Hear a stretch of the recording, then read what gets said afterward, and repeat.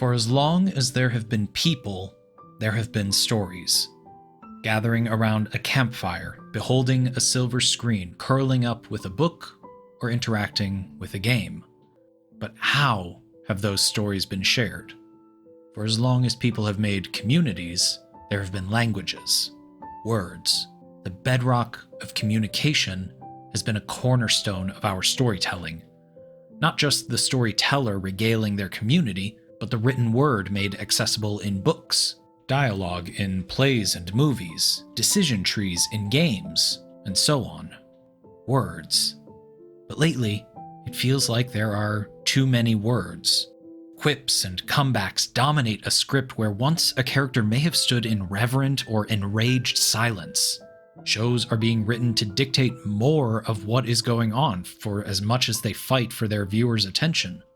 Short-form media loops back on itself, explaining everything going on in voices that aren't even our own.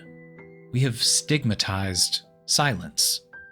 We seek to fill the void in our lives. We don't just miss silence, we are made to avoid it. There is so rarely an end to what we experience. Autoplay, recommended lists, watch laters, backlogs. The absence of words in and out of our stories is a commodity. And honestly, I can't blame people for that. Silence is where our thoughts live. Silence is where we worry. Silence hurts. Now more than ever, to allow ourselves a moment to be with our thoughts is to consider much, too much. But then, there are stories without words. Across all of media, in storytelling where words aren't given a second thought, where they're taken for granted, the standard, the norm, their absence is that much more stark. But in that absence, something more profound can arise. From silence can come a true sense of connectedness, of universality, of something that the spoken word can never truly attain. The core of much of our storytelling is in the conveyance of information, primarily done through language and words. As an example, think of Japanese stories like anime, exported to English-speaking audiences. The Japanese language differs in many ways from the Germanic English spoken, among many places, in the United States. The syntax, sentence structure, and word meanings are not simply a column A, column B breakdown. To translate one directly into the other results in something lost, or something added to fill a gap that the translated language has that the original language does not. We're chasing a sense of authenticity, whether dubbing or subbing these stories, but a story sent through a filter is never exactly the same. So, what's the solution? At the risk of being reductive, removing the words. Of course, that approach kneecaps most media as we understand it. What is a book without words, a movie or a play without dialogue, a story without language? But just sit with the idea for a moment. A story without words is still a story, but now it transcends that hurdle of language, of translation, of the meaning of words. When you don't use words, you can make a story that relies on something more resonant, more universal. We don't only use words to convey a story. Things that stoke a feeling, imagery, visuals, music, those are universal. Feelings are universal. Feelings are at the heart of a story, always aiming to make you feel a certain way or appreciate a certain thing. First example, how can a story make you feel fear?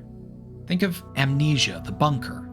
At its strongest when the exposition is out of the way and it's just you and the setting. The bunker's dark corridors, the skittering of rats, the deafening wind-up of a hand lamp, and when push comes to shove, the thudding footsteps and shrieking of whatever's down there with you. In Iron Lung, once you lose contact with the surface, everything settles into place. The droning of the submersible, its clacks and proximity alarms, the camera's shutters, the printer's chirping, all priming you for the lurches of whatever brushes against your craft. The submersible itself is designed simply, as though it could be operated by anyone, regardless of what language they spoke. How can a piece make you appreciate beauty, Flower is a favorite example of mine, seeing players control wayward flower petals on a quest to bloom other flowers and reshape the world, twisting their controllers around to direct the growing cloud of petals directly responsible for all the change and growth on the landscape. Journey has its relatively simple control scheme and baked-in multiplayer aspect, pulling in random players from all over the world. The journey itself can be beautiful on its own, but there is greater beauty in sharing it with someone else, supporting them in their own journey, or feeling supported by them. There's no need for voice chats or emote-based words and callouts. You can share the beauty of this journey with anyone, no linguistic barriers to stand in the way. Identity? Check out Florence, or Unpacking, or A Memoir Blue. Florence's written words are limited to the main character's phone calls with her mother, easily glossed over in favor of the rhythm of responding in practiced rote to a parent's usual questions. Throughout, it takes tiny moments in life and gamifies them, making a journey of realization and acceptance universally accessible. Unpacking is a relaxing puzzle game about rearranging items in new houses, but it tells a story of the unnamed character with each item wordlessly pulled from the boxes. A Memoir Blue gently pulls players through a story of memories and reflection without speaking or showing a single discernible word. Love? Last Day of June, communicated through soft visuals and wordless noises, conveying universal sentiments. GRIS? Through music, aesthetic, and imagery, like watercolor paintings evoking something pure and true in all of us. When the Past Was Around, through little moments, music that chokes in times of worry, feelings joyful and heartbreaking that transcend a need for words. Life? Arise, a simple story, communicated in game mechanics and memories, segmented in a way that new mechanics can take center stage depending on the vibe, the message, the feeling each level is trying to share. Chaos? Untitled Goose Game. Objectives can be translated because the joy of sparking harmless chaos is universal and needs no words. Everywhere in the world, a honk is a honk.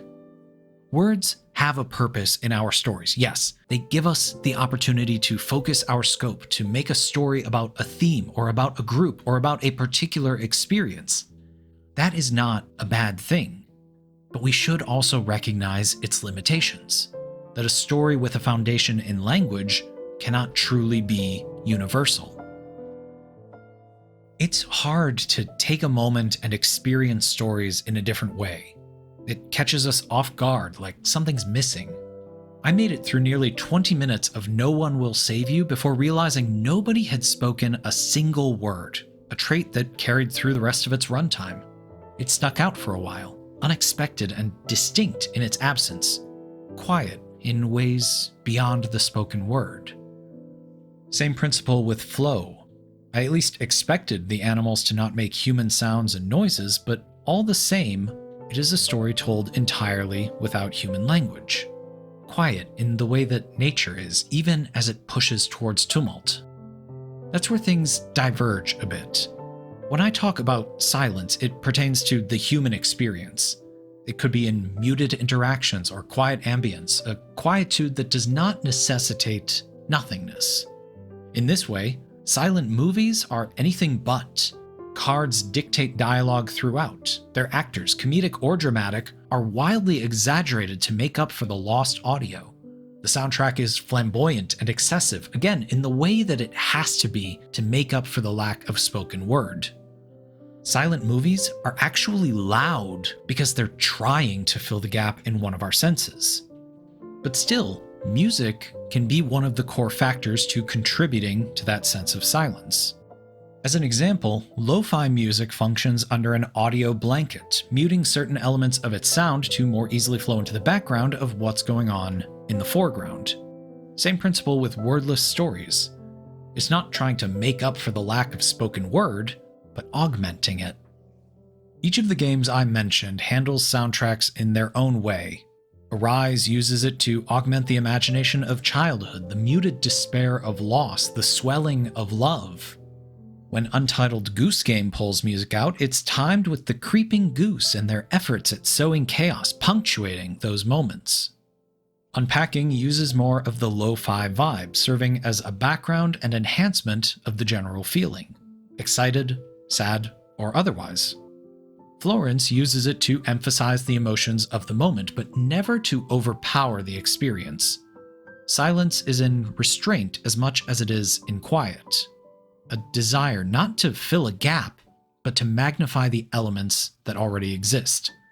Silence is being lost in the singular experience, even if you recognize music somewhere on that spectrum. Outside of storytelling methods, sound, mechanics, everything, wordless stories tend to rely on a singular element to truly make it universal: empathy. The more I think about them, the more it becomes clear that they all rely on empathy, of not needing to be told how to feel, but intrinsically knowing, of feeling, of connection. Sympathy is knowing the feeling firsthand, understanding it. Empathy is the act of taking on another person's perspective, even just for a moment, so you can understand their situation, their feelings. It's the removal of, well, they should have done that, from the experience. It's understanding why they did what they did, why they feel what they feel, why they're acting how they are acting, even if you don't think you would do that yourself.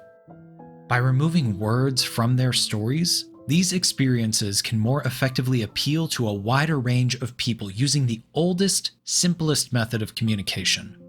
We don't need to know everything about these characters. We don't need lore and icebergs. We have everything we need to connect with them. We can empathize more easily because without words, we are made to lean on what we have. Not words, descriptions, or dialogues, but imagery, music, and emotions. When we tell a story, we want to convey something to the audience, share a message, make a theme, incite an emotion. For the most part, we use words to accomplish that.